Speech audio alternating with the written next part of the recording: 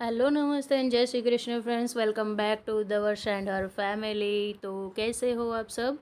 I hope आप सब ठीक होंगे, बिल्कुल स्वस्थ और तंदुरुस्त होंगे। और ये है सुबह का फैला हुआ मैस। बच्चे जब स्कूल चले जाते हैं इसके बाद बिल्कुल यही हाल होता है, हर एक घर में हर एक मम्मी का यही हाल होता है। किचन देख लो, लिविंग रूम देख लो, सब जगह पे मैस ही मैस फैला हुआ होता है। इतना ही नहीं, मेरे घर में तो बेडरूम का हाल भी भयंकर होता है, आप देख सकते हो यहाँ पे। तो इन सब से बचने के लिए हमें क्या करना है? अरे सॉरी, बचना तो नहीं है, हम लोग बच तो कभी नहीं पाएंगे। सबसे पहले यहाँ पे ना मैं सब्जियों को स्टोर करूँगी। अगर आप लोग भी मेरी तरह इकट्ठा सब्जियाँ लेके आते हैं तो बिल्कुल इस तरह के कंटेनर हमेशा अपने घर में रखें, ताकि हमारा फ्रीज एकदम मैसी और फैला हुआ ना रहे। यहाँ पे मैं नहा धो के आ गई थी सुबह सुबह ये सब क्लीन करने के लिए। तो ये बॉक्सेस ना बहुत ज़्यादा हेल्पफुल रहते हैं सारी सब्जियों को और फ्रूट्स को स्टोर करने के लिए फ्रीज़ में। वैसे फ्रूट्स को तो कहते हैं कि फ्रीज़ में नहीं रखना चाहिए, तो फ्रूट्स को तो बाहर खुला ही रखेंगे, लेकिन जो सब्जियां होती है ना, वो वेजिटेबल बॉक्स तो होता है फ्रिज के अंदर, लेकिन हम लोग ऐसे ही डाल देते हैं ना अंदर। तो जब भी हमें चाहिए होती है ना तो अच्छे से मिलती नहीं है, और मिलती भी है तो एकदम बिखरा बिखरा सा लगता है। तो इसलिए इस तरह के कंटेनर अगर आपके घर में होंगे तो आप देख सकते हो ये कितना व्यवस्थित लग रहा है। बिल्कुल इसी तरह से हम इसको फ्रीज़ में ऑर्गेनाइज़ करेंगे और आपका फ्रीज़ और घर दोनों ही आपको हमेशा अच्छे लगेंगे। आप देख सकते हो मेरा फ्रीज़ हमेशा इस तरह से ऑर्गेनाइज़ रहता है। मैं बहुत सारे कंटेनर रखती हूँ घर में, और जितना हो सके उतना कंटेनर्स में ही चीज़ों को फिल करके रखती हूँ। ये भिंडी मुझे जल्दी से जल्दी बनानी है, इसलिए मैंने थोड़ी सी खुली छोड़ी है इसको, नहीं तो इसको भी मैं इस तरह के किसी कंटेनर में ही डालती। बाय द वे ये भी बिल्कुल मैसी तो नहीं लग रही है। और जब भी मैं सब वेजिटेबल या कुछ भी चीज़ें फ्रिज में स्टोर करती हूँ तो सब कुछ ना ऊपर नीचे करके देख लेती हूँ, ताकि ना कोई चीज़ अगर अंदर पड़ी हो और जो यूज़ ना हो रही हो और पड़ी पड़ी बिगड़ रही हो, बिल्कुल ऐसा ना हो। यहाँ पे मैं एक लौकी लेके आई थी, इसको खुला करके रखूँगी। अगर आप चाहो तो इसको ना क्लीन रैप जो आता है उसके अंदर भी रख सकते हो। इस बार मैंने पोटैटोज़ को ना वेजिटेबल बॉक्स में ही डाले, देखते हैं कितने दिन तक अच्छे रहते हैं। वैसे आलू प्याज वाली टोकरी में मैं उनको रखती हूँ तो वो वहाँ भी ठीक ठाक ही रहते हैं, लेकिन 2.5 किलो लेके आई हूँ तो कभी कभी ना उग जाते हैं आलू। तो देखते हैं कि इस बार फ्रिज में कैसा होता है। वैसे एक दो बार रखे हुए हैं मैंने, लगभग 1 महीने तक तो ये ठीक ही रहते हैं।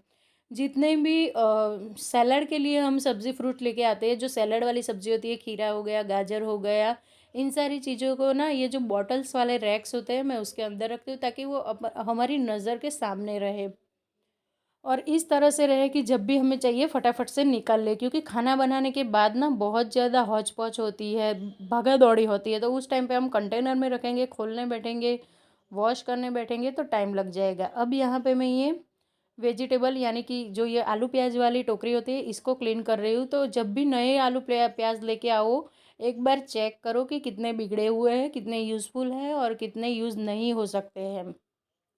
और जब भी मैं ये चेंज करती, मतलब जब भी मैं इनमें आलू प्याज भरती हूँ नए वाले, तो पुराने पहले निकाल लेती हूँ। और ये जो बिछाए हुए से मेरे पेपर्स हैं उनको मैं ना दूसरी साइड पे चेंज कर देती हूँ, एक ही साइड पे नहीं रहने देती हूँ। कभी कभार क्या होता है कि आलू और प्याज ना बिगड़ जाते हैं, तो उनमें से कुछ कुछ पानी जैसा रस जैसा निकल जाता है, तो इस वजह से ना गंदा सा लगता है। तो उसको चेंज कर दो, दो तरह से यूज़ हो जाएगा और उसके बाद इसको फेंक दो। लहसुन को मैंने एक प्लास्टिक के कंटेनर में जिनमें से उसको एयर मिलती रहे ऐसे में भरा है, और सबसे नीचे वाला टोकरे में रख दूंगी जो नीचे वाला है उसके अंदर। ऊपर मैंने सबसे ऊपर प्याज डाला है, और छिलकों के साथ डालना है प्याज को। छिलकों के साथ प्याज ना जल्दी से बिगड़ते नहीं। बीच वाले जो टोकरा है उसके अंदर मैंने वेजिटेबल्स की जो थैली होती है, बैग होती है कपड़ों वाली, वो डाली। अब सुबह बच्चों को नाश्ते में मैंने दिया था सैंडविच, तो यहाँ पे मैंने थोड़े से ब्रेड के साइड्स जो निकले थे उन्हें मैं हर बार ना थोड़े थोड़े से ले लेती हूँ और एक प्लास्टिक के बैग में भर के फ्रिज में रख देती हूँ। तो जब भी ब्रेड क्रम्स बनाने हो तो इसी से काम हो जाएगा, आपको अलग से ब्रेड बिगाड़ना नहीं पड़ेगा। उसको भी मैंने फ्रिज में स्टोर किया कर दिया और फ्रिज में पड़े पड़े ना थोड़ा सा टाइट हो जाता है। अब बारी आती है इस प्लेटफॉर्म पे फैले हुए मैस को क्लीन करने की। तो किचन को हमेशा इस तरह से क्लीन रखना चाहिए कि हर बार जब भी हम दूसरा मील बनाने के लिए आए तो हमें ना इसको किचन के प्लेटफॉर्म को देख के खाना बनाने में खुशी हो। ऐसा नहीं कि हाँ एक काम किया और एक छोड़ दिया। देखिए सुबह सुबह तो सबके साथ यही हाल होता है, सारी मम्मियों का यही हाल होता है, क्योंकि सुबह सुबह बच्चों को स्कूल जाना होता है, हस्बैंड को ऑफिस जाना होता है और सबके पीछे हमें भागा दौड़ी करनी है। उसमें उस टाइम में ना हम क्लीनिंग करने नहीं बैठ सकते। उस टाइम हम क्लीनिंग करने बैठेंगे ना तो फिर किसी को टाइम पे कुछ नहीं मिलेगा। तो इसीलिए सबके जाने के बाद शांति से क्लीनिंग करें, जैसे मन चाहे वैसे करें, लेकिन हाँ क्लीन ज़रूर करें। चलिए किचन का काउंटर टॉप एक साइड का क्लीन हो गया है। अब ये रात के बर्तन थे जिन्हें मुझे अरेंज करने हैं। तो बर्तनों को भी मैं यहाँ पे अपनी जगह पे अच्छे से व्यवस्थित अरेंज करूँगी। ऐसे नहीं कि हाँ कहीं भी डाल दिया और जब ज़रूरत हुई तो अच्छे से नहीं मिला। चीज़ों को ऐसी जगह पे हमेशा अपने एक पर्टिकुलर जगह पे रखना चाहिए, जिसकी वजह से हमें जब चाहिए तब जो चाहिए वो आसानी से मिल जाए। काम वही होते हैं रोज़ के, देखो कुछ अलग नहीं होता, लेकिन एक ढंग से हम काम करेंगे ना तो हमें काम करने में भी मज़ा आएगा और घर हमें हमेशा क्लीन मिलेगा। अब ये टोस्टर जिसमें सैंडविच बने थे उसे मैं अपनी जगह पे रख दूँगी। क्लीन करके रखा था मैंने सुबह ही, तो सिर्फ मुझे अपनी जगह पे ही रखना है। जितनी भी चीज़ें मैंने बाहर निकाली है नाश्ता बनाने के लिए या फिर हस्बैंड के लंच बॉक्स के लिए या फिर नाश्ते के लिए, किसी भी चीज़ के लिए, उन सभी को मैं अपनी अपनी जगह पे अरेंज कर दूंगी। जो भी बिन फालतू की चीज़ें मैंने बाहर निकाल के ऐसे ही रख दी है, उन्हें जो रख वॉश करना है तो मैं वॉश के लिए डालूंगी और अपनी जगह पे रखना है तो अपनी जगह पे रखूँगी। अब उसके बाद यहाँ पे मैं ये एक ऐसा, देखो डीआईवाई सॉल्यूशन घर में सबके घर में होना ही चाहिए, मैं तो यही मानती हूँ। क्योंकि घर में ना ये 20 से 25 रुपए में बन जाता है और बाहर लेने जाओगे तो आपको पता ही है कितने महंगे होते हैं। और घर पे ना हमें एक सेटिस्फैक्शन मिलता है कि हाँ हमने इस चीज़ को ऐसे बनाया, तो एक संतुष्टि मिलती है कि काम हमारा क्लीन ही होगा। डस्टिंग डेली के डेली फर्नीचर पे ज़रूरी होती है और इसको ये वाला डीआईवाई सॉल्यूशन डालने से ना घर पे इंसेक्ट्स नहीं आएंगे और कोई भी आपके घर में ना कॉकरोचेस का टेंशन नहीं रहेगा अगर डेली आप ऐसे स्प्रे से क्लीन करते हो तो। उसके बाद नंबर आ जाता है डाइनिंग टेबल का। देखिए मैं लाइन बाय लाइन काम लेते जा रही हूँ। किचन से स्टार्ट किया मैंने, मैस कंप्लीट किया, सब्जियों को अपनी जगह पे अरेंज कर दिया। अब आ गई हूँ मैं डाइनिंग टेबल की ओर।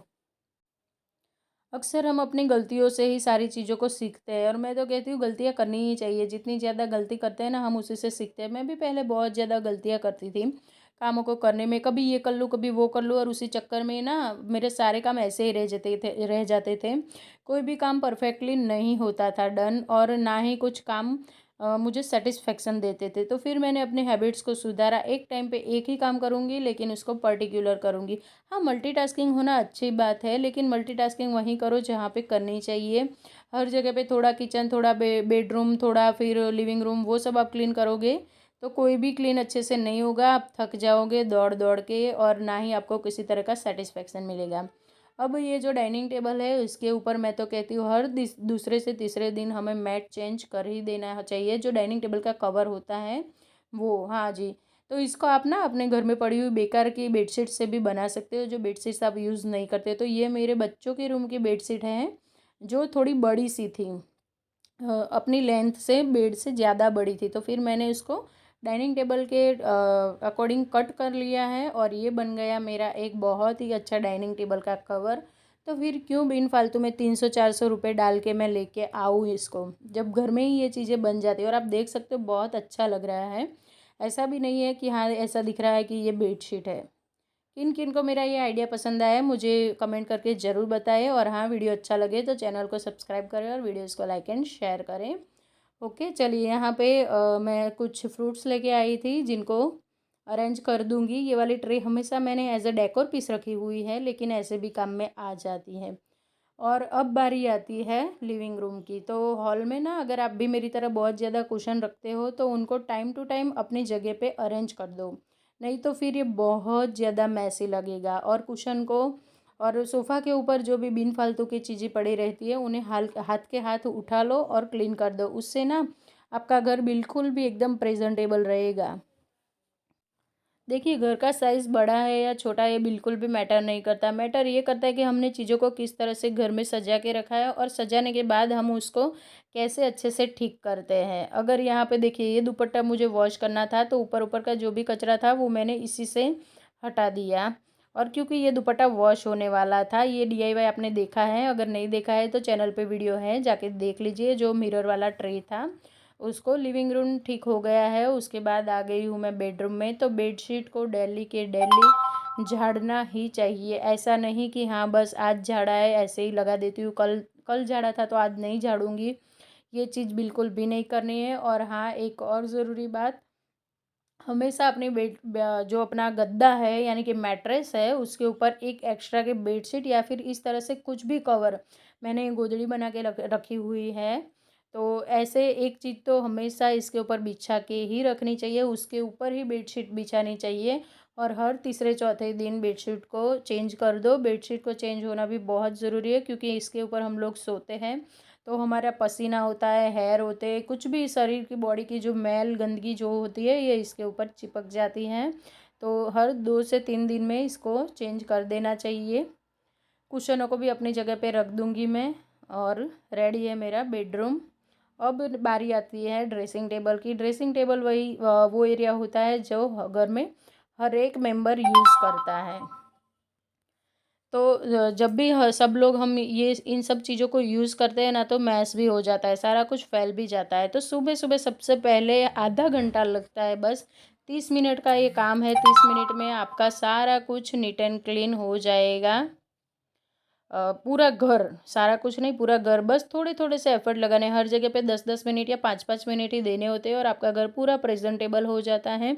और किसी तरह का आपको टेंशन नहीं रहता। बस उसके बाद झाड़ू पोछा लगा दो और घर हो जाएगा नीट एंड क्लीन। तो इस तरह से डस्टिंग करने से घर में कभी भी कोई भी गेस्ट सडनली आ जाता है तो आपको एम्बेरेंस नहीं होना पड़ेगा। अब नंबर आ जाएगा मिरर का। तो मिरर को भी मैं अपने वही DIY सोल्यूशन और एक सूखे कपड़े की हेल्प से क्लीन कर लूँगी और मेरा मिरर भी बिल्कुल चमचमाता हुआ रेडी हो जाएगा। बच्चे आके फिर से इसको यूज़ करेंगे तो खुश हो जाएंगे। हस्बैंड भी आते हैं तो थोड़ी सी तारीफ़ कर देते तो हमें भी अच्छा लगता है। अब यहाँ पे खुद को नेगलेक्ट नहीं करना है। खुद के लिए मैं यहाँ पे मिड मॉर्निंग स्नैक्स में ले रही हूँ एक एप्पल। और ये देखिए पूरा घर आप लोगों को दिखा दूँ, सेटिस्फेक्शन से नाश्ता कर रही हूँ मैं। उसके बाद लगा देंगे पोछा। सॉरी, मैट्रेस नहीं थोड़ा थोड़ा सा वो हो जाता है मेरे बोलने में। तो यहाँ पे फ्लोर का क्लीन होना भी बहुत ज़्यादा ज़रूरी है। और हाँ, जब भी पोछा लगाए गर्म पानी से लगाए। गर्म पानी से पोछा लगाने से ना एक तो जो इंसेक्ट्स होते हैं वो मर जाते हैं, कोई भी किसी भी तरह की गंदगी भी नहीं रहती और चिकनाहट भी ये अच्छे से निकाल देता है। तो जब भी पोछा लगाए दिन में 1 बार 2 बार गर्म पानी का यूज़ ज़रूर करें।